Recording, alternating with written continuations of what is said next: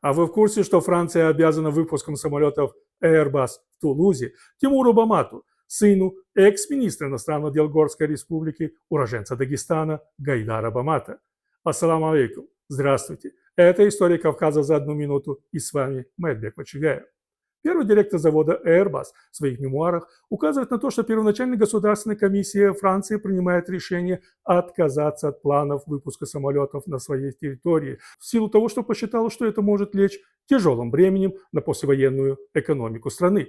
Тем не менее, по его словам, молодой инженер Тимур Бамат, который к тому времени уже несколько лет как возглавлял конструкторское бюро на юге Франции, связанное с двигателями для гражданских самолетов и выпуском военных ракет для французской армии, попросил предоставить ему 30 минут, в течение которого ему не просто удалось переубедить их, но и заставить переголосовать единогласно в пользу того, чтобы выпускать самолеты во французском городе Тулуз. Поэтому каждый раз, когда вы садитесь на самолет Airbus, помните, что в этом есть и заслуга Тимура Бамата.